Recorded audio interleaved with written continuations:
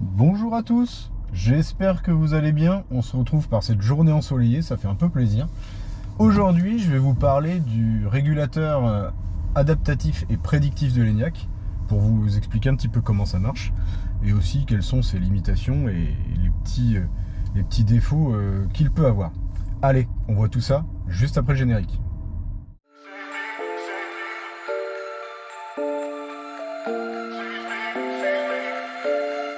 On se retrouve ensemble pour parler de ce régulateur adaptatif et prédictif.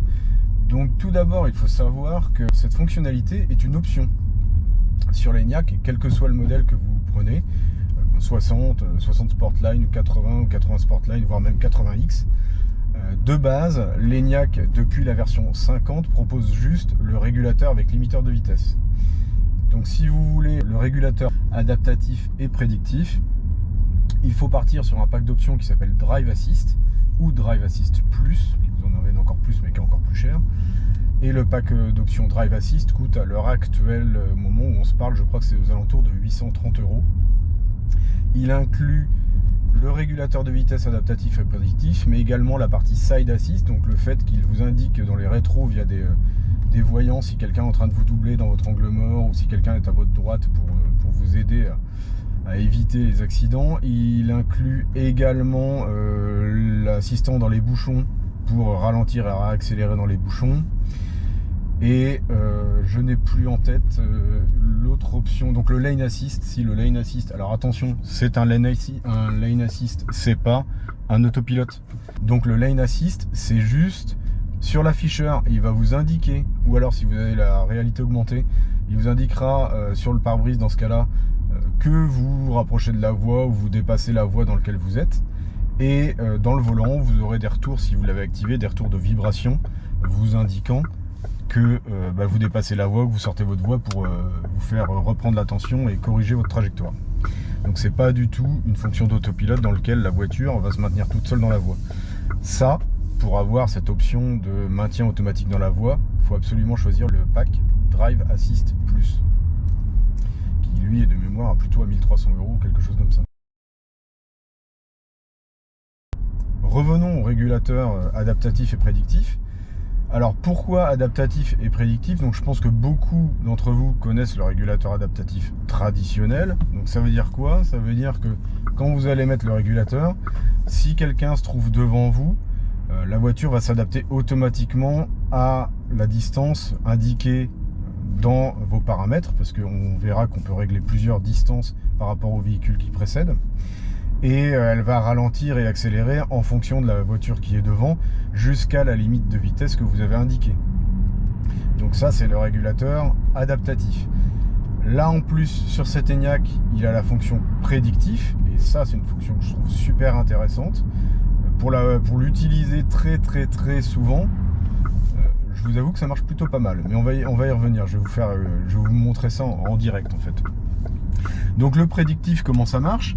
Ça ajoute à toutes ces fonctions d'adaptation automatique de la vitesse et autres, la fonction de je vais aller voir dans la base GPS par rapport aux connaissances que j'ai des routes si je connais la vitesse ou comment dire, le fait qu'il va y avoir un rond-point, que je vais arriver en ville ou juste comme ça, ça va automatiquement prédire que le véhicule doit ralentir ou accélérer à telle vitesse en fonction de ce qui est connu dans la base GPS. Mais ça va aussi prendre en compte un autre point pour compléter, et ça c'est super important, la caméra qui est derrière le pare-brise, puisque l'ENIAC est capable de lire les panneaux. Vous le voyez là en ce moment sur le petit écran, et vous allez voir une démo je pense tout de suite. Voilà, alors là vous voyez sur l'écran, il vient de me mettre 70 km/h ahead. Alors vous inquiétez pas, il parle anglais parce que moi j'ai choisi de mettre mon véhicule en anglais. Si vous l'aviez mis en français, il vous le dire en français. Donc là il vient de me dire, devant moi je vais avoir une limitation à 70, donc le régulateur va automatiquement faire en sorte qu'au moment où vous passez le panneau 70, vous soyez à 70. Là va y avoir un autre effet, il me semble ici, voilà. Là il me dit que devant il a détecté qu'il y avait un virage et que ça tournait. Alors il est un peu, on va dire, conservateur, hein, parce qu'on peut largement prendre le virage à 70. Mais il m'a dit qu'il y allait avoir un virage, ou en tout cas que la route allait suffisamment tourner, donc il allait réduire la vitesse à 65 km/h. Donc tout ça c'est l'aspect prédictif du régulateur de vitesse. Donc ça marche vraiment plutôt très bien. Moi j'étais assez surpris de l'efficacité du régulateur. Et là vous voyez, il vient de redétecter le 80, donc la fin de limitation 70, et le régulateur réaccélère automatiquement à 80 km/h. Il a bien remodifié la vitesse du régulateur en bas à droite de l'écran, en bas à gauche pardon, à 80 km/h, et il me dit bien en haut que la vitesse actuelle connue c'est 80 km/h. Donc on peut le prendre en défaut, alors il faut faire un petit peu attention. C'est pas infaillible. Soyons clairs, il a beau avoir une base GPS assez à jour, avoir une caméra, c'est pas complètement infaillible. C'est-à-dire que ce qui peut se passer, et que j'ai déjà vu, c'est la base GPS n'est pas à jour pour la route sur laquelle vous roulez. Et donc par exemple, vous avez une nouvelle limitation à 60 qui est apparue, il ne la connaît pas. Qu'est-ce qui va se passer à ce moment-là? Comme il n'aura pas su prédire à l'avance que c'était 60, bah, il va juste voir le 60 grâce à la caméra derrière le pare-brise au moment où vous allez passer le panneau. Ça veut dire une chose importante, ça veut dire qu'au moment où vous allez passer le panneau, vous serez encore à 80 km/h par exemple. Et il va réduire sa vitesse juste après le panneau, mais vous aurez eu plusieurs dizaines de mètres, voire un peu plus, où vous aurez été au-dessus de la vitesse indiquée. Et sachez-le, c'est pas infaillible, surtout quand il y a eu des modifications de limite de vitesse par rapport à ce qui est connu dans la base GPS du véhicule. Il a détecté qu'il y a un rond-point devant, et là, qu'est-ce qui va se passer? Là, je touche à aucune pédale. La voiture ralentit toute seule, donc là, je vais être obligé de freiner parce qu'il y a quelqu'un sur le rond-point. Mais s'il y avait personne sur le rond-point, j'aurais pu passer le rond-point sans toucher les pédales. Hop, on va sortir, on va passer par là. Donc là, je vais le laisser reprendre la main. Hop, je l'ai remis en route. Donc comme j'ai freiné, il s'est enlevé. Hein. Comme n'importe quel régulateur, si vous freinez ou que vous restez appuyé sur l'accélérateur trop longtemps sans lui laisser la main, il va se désactiver tout seul. Logique. Donc là, vous avez vu, sortie de rond-point, j'ai remis le régulateur. Il réaccélère quand même de manière assez dynamique. Alors moi, je vous avoue que j'ai tendance à réaccélérer moi-même pour être plus économe que le régulateur de vitesse. Je pense qu'il ne favorise pas forcément l'économie d'énergie, en tout cas la réaccélération.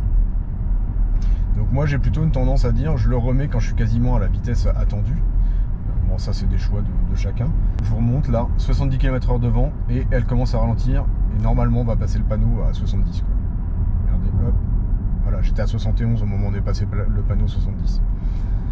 Donc ça marche vraiment bien. Et moi je vous avoue que pour l'avoir testé là, j'aurais maintenant du mal à m'en passer, je pense. Donc c'est pour ça que je crois que dans ma première vidéo où je vous présentais l'ENIAC, je vous disais que pour moi le pack Drive Assist est un pack important en fait à avoir.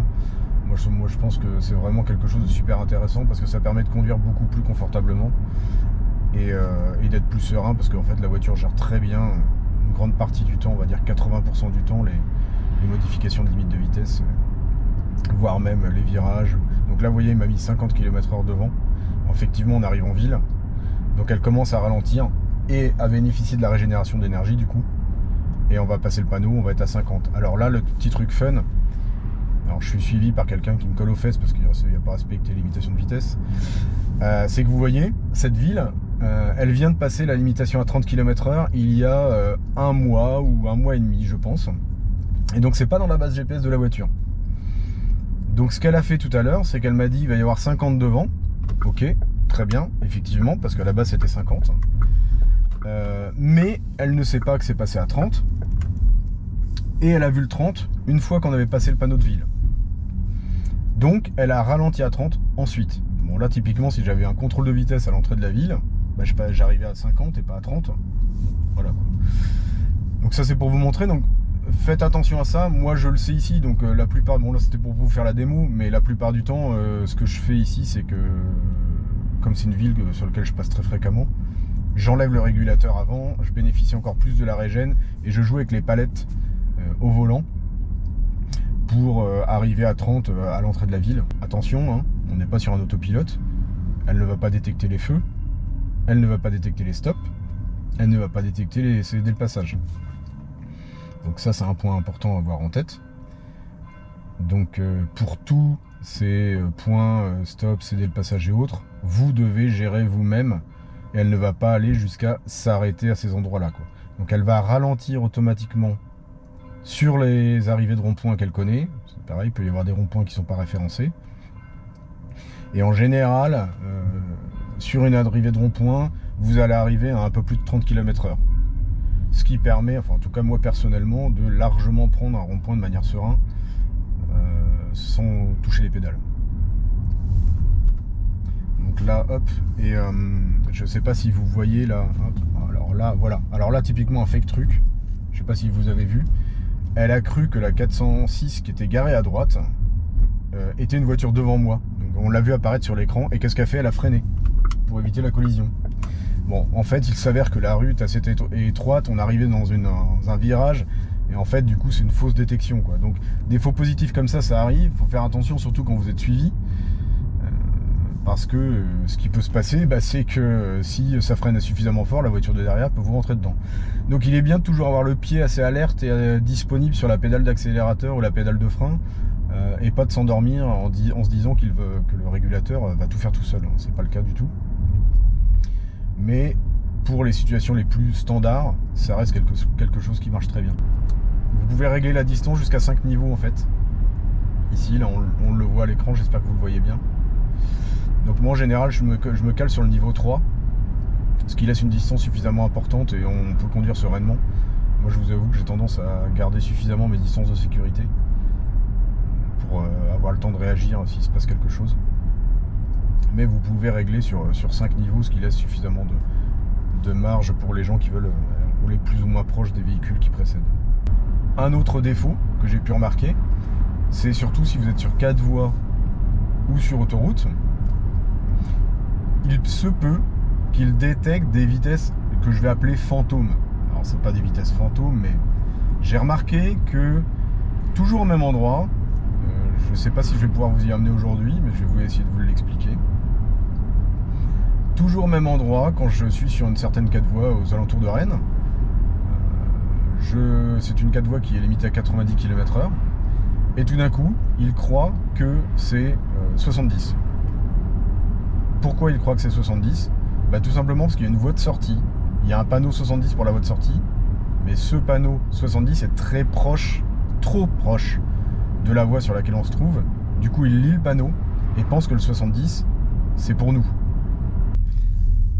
Il faut faire attention, effectivement, lorsque vous êtes sur 4 voies, ou autoroute, ou en tout cas des voies sur lesquelles vous avez des sorties, des voies de sortie, sur lesquelles il y a des panneaux de limitation sur la droite.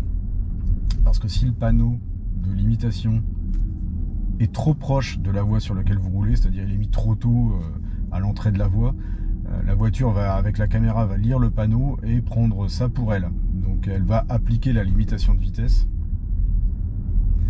alors que au final ce n'est pas pour vous, et ça peut même être dangereux, puisque si vous êtes sur une voie à 110 par exemple, et puis que le panneau de sortie indique 70, bon, ce cas, je pense assez rare, parce qu'en général dans ce cas c'est plutôt 90 qui est indiqué, la voiture va essayer de freiner pour se mettre le plus tôt possible à la vitesse indiquée. Donc si vous êtes suivi par quelqu'un qui ne respecte pas les distances ou choses comme ça, ça peut éventuellement créer un accident.